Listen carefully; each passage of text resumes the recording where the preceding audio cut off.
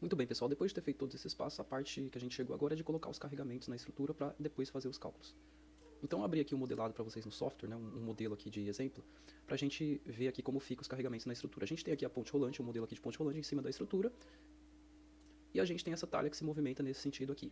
Quando a talha coloca todo o peso que ela está içando em um lado só da ponte rolante, essa ponte rolante exige também só praticamente um lado da nossa estrutura e é a parte mais crítica da aplicação que a gente tem aí para estrutura de ponte rolante. Então, supondo isso aqui, né, inicialmente, que a gente vai começar os cálculos, que a gente vai começar as premissas de carregamento na nossa estrutura de ponte rolante.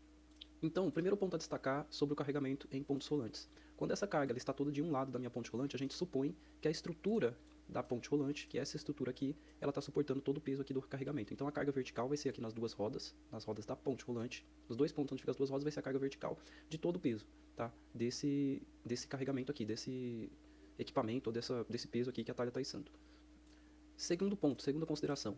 Quando essa carga está aqui no meio do vão da ponte rolante e ela se movimenta nesse sentido aqui para cá, ela momentaneamente faz uma força nesse sentido aqui na minha estrutura da ponte. Então ela faz uma força no sentido do movimento dela. E essa força também é colocada nas duas rodas. Tá? Por norma, essa força a gente supõe que é 10% da carga total. Então a gente vai ter essas duas forças aqui também nesse sentido, que é 10% da carga total, ou seja, cada roda vai ficar com 5% da carga total. Então, toda a carga que está sendo içada, eu vou pegar 5% e vou colocar nesse sentido aqui nas duas rodas. E a outra consideração de carregamento é quando essa ponte rolante está nessa posição aqui e ela anda, né? Ela andou desse ponto para esse ponto aqui. Quando ela acelera, a roda motriz vai fazer uma força também nesse sentido aqui, tá? No sentido...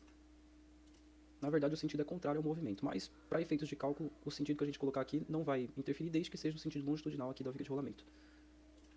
A intensidade dessa força aqui, ela vem do cálculo do acionamento da ponte rolante, depende da potência do torque do motorredutor, depende da carga que está sendo içada, depende de uma série de fatores. Mas a maioria das vezes, quando a gente não faz o projeto da ponte rolante, a gente não tem esses dados, né? O fabricante da ponte tem que passar. Mas quando a gente não tem esses dados, a gente também supõe que é 10% da carga içada. E como a parte crítica do projeto é quando a carga está toda de um lado, ou seja, uma parte da estrutura tem que aguentar todo o peso, a gente vai supor que um só carregamento desse tem os 10% da carga içada, e não dividido entre as duas rodas aqui dos dois lados, igual a gente faz para a cabeceira. Então, fazendo um resumo, a gente tem primeiro carga vertical aqui nas rodas, no ponto onde ficam as rodas, cargas verticais. A gente tem cargas longitudinais, tá? Que é 10% do peso todo que está sendo içado. E a gente tem cargas aqui no sentido longitudinal ao caminho de rolamento da talha, que é esse caminho aqui. E cada uma dessas cargas corresponde a 5% do peso que está sendo içado. Tá? Esses carregamentos longitudinais são para supor os carregamentos impostos devido à inércia desse material aqui, ou desse equipamento, ou qualquer coisa que esteja sendo içada pela ponte rolante.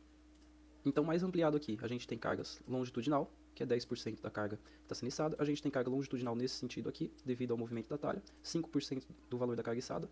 E a gente tem carga vertical nas rodas, para baixo, no ponto das duas rodas, correspondente ao peso da carga que está sendo içada, ao peso da ponte rolante, ao peso da talha. Tudo isso tem que ser levado em consideração na hora de colocar esse carregamento.